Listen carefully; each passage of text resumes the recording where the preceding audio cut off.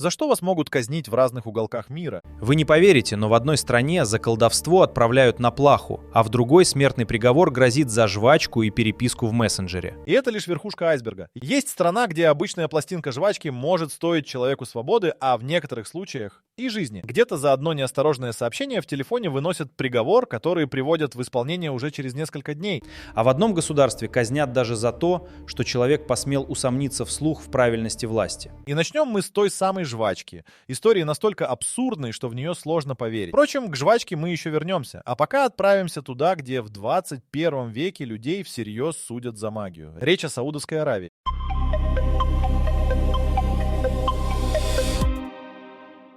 В этой стране существует специальное подразделение религиозной полиции, которое официально занимается борьбой с колдовством и черной магией. Да, у них есть настоящий отдел по охоте на ведьм с реальными следователями, реальными делами и реальными приговорами. За что именно можно попасть под статью? За гадания, за амулеты, за приготовление любовных зелий, за предсказание будущего и даже за хранение книг о магии. Самый громкий случай произошел с ливанским телеведущим Али Хусейном Сибатом. Он вел популярную передачу, в которой давал прощелыжные предсказания и советы зрителям. Во время паломничества в Саудовскую Аравию его арестовали прямо в гостиничном номере. Обвинение — колдовство. Приговор — смертная казнь через отсечение головы. Международное давление в итоге спасло ему жизнь, но годы он провел в камере смертников, не зная, доживет ли до утра. А вот другим повезло меньше. В 2011-м в стране казнили женщину по имени Амина бинт Абдул Халим Насар. Ее обвинили именно в колдовстве и знахарстве. Ей отрубили голову публично. Обвинение в магии удобно тем, что доказать его почти невозможно, а значит невозможно и оправдаться. Найденная дома старая книга, странный порошок в шкафу, слова соседа о том, что вы навели порчу, этого достаточно, чтобы оказаться перед палачом. И это государство, которое летает в космос и строит футуристические города. Но если колдовство кажется вам средневековьем, то следующая страна казнит за вещи, которые есть в кармане у каждого из нас.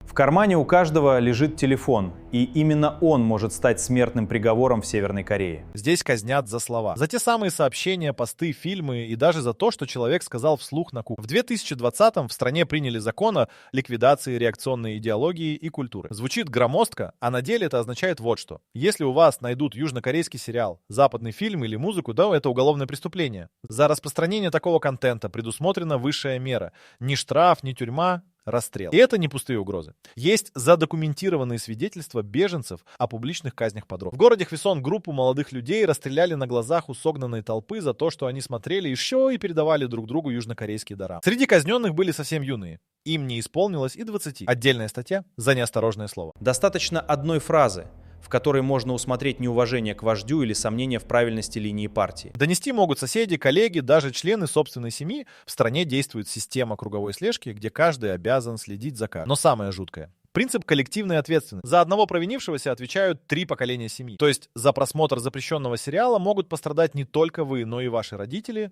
и ваши дети. Их отправят в трудовые лагеря, откуда мало кто возвращает. Мобильные телефоны здесь настроены так, чтобы автоматически делать скриншоты экрана и не позволять сохранять иностранные файлы. Специальные патрули проверяют устройство прямо на улице. Найденное сообщение с южнокорейским сленгом уже повод для ареста. Получается, что в этой стране опасно не только действие, но и сама мысль, высказанная вслух. А теперь вернемся к той самой жвачке, с которой все началось, и к стране, где чистота улиц ценится выше некоторых человеческих свобод. Прежде чем вернуться к жвачке, задержимся на теме, которая в ряде стран стоит человеку жизни, на самой обычной.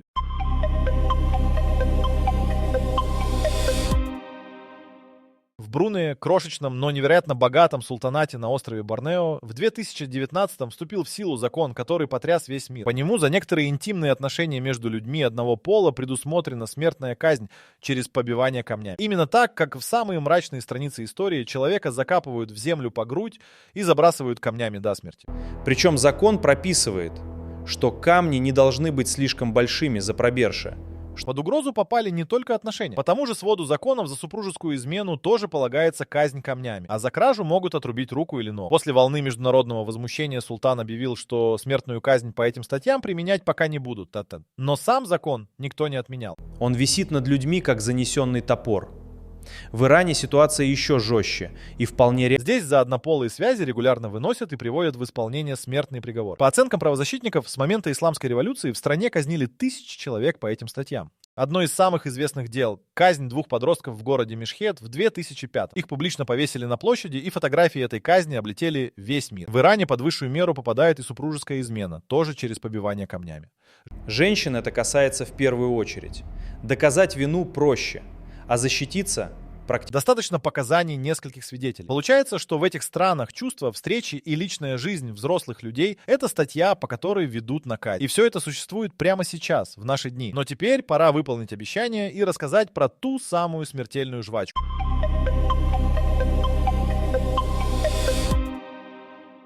Жвачка подождет еще минуту, Татуася, потому что есть обвинение пострашнее всего, о чем мы говорили. Это приговор за то, во что человек верит. За веру. Или наоборот, за ее отсутствие. В Пакистане действует один из самых жестких в мире законов о богохульстве. По нему смертная казнь грозит за любое высказывание, которое суд сочтет оскорблением религии. И вот что делает этот закон по-настоящему страшным. Обвинение может выдвинуть кто угодно и против кого угодно. Достаточно, чтобы сосед заявил, что вы неправильно произнесли слово, порвали не ту бумагу или сказали что-то не то. Доказательств почти не требуется. Самое известное дело, история Асии Биби, простой женщины, работавшей на сборе ягод. В 2009-м она поспорила с односельчанками из-за глотка воды. Те заявили, что христианка осквернила их посуду, а потом обвинили ее в оскорблении пророка. Ее приговорили к смертной казни через повешение. 9 лет она провела в камере смертников, большую часть в одиночке, ожидая, что за ней придут в любой момент. Двое политиков, которые публично заступились за нее, были убиты.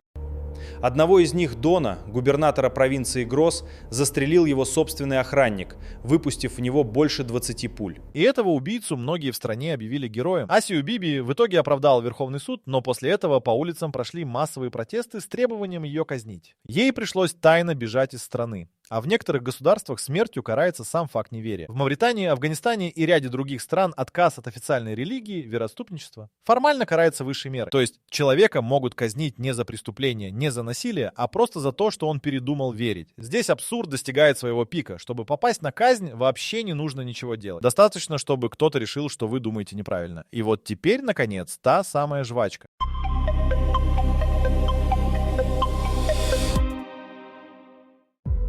Итак, обещанная жвачка. Речь о Сингапуре, богатых и технологичных городов мира. Здесь с 1992 действует знаменитый запрет на жевательную резинку. Ее нельзя возить, продавать и жевать. За нарушение полагаются огромные штрафы, а за контрабанду крупных партий — тюрьма. Сама по себе жвачка на казни, конечно, не тянет. Но она стала символом страны, где за порядок расплачиваются свободой и где есть куда более страшные статьи. Потому что настоящий шок Сингапура — это его законы о наркотиках. Здесь смертная казнь через повешение наступает автоматически, если у человека нашли определенное количество запрещенных веществ. Для героина это всего 15 граммов, для марихуаны — 500. Ни за производство, ни за торговлю в промышленных масштабах, просто за факт хранения выше этого порога. Суд даже не рассматривает смягчающие обстоятельства, перешел черту в граммах. В 2023 в Сингапуре казнили человека за посредничество в передаче примерно 1 килограмма марихуаны. И примерно тогда же женщину, первую, за без малого 20 лет. Их жизни, по сути, оценили в несколько сотен граммов вещества. Так какая же страна самая абсурдная в своих приговорах? Ответить одним словом невозможно. В Саудовской Аравии казнят за колдовство, в Северной Корее за просмотр сериала, в Иране и Брунее за любовь, в Пакистане за одно слово, а в Мавритании просто за перемену взгляда. И везде повторяется одно и то же. Человеческая жизнь оказывается дешевле пластинки жвачки, старой книги или неосторожного сообщения в телефоне. Самое страшное здесь не экзотика этих законов, а то, что все они действуют прямо сейчас, в 21 веке. И в каждой из этих стран прямо в эту минуту кто-то сидит в камере смертников за то, что в другой части мира не стоило бы и штрафа.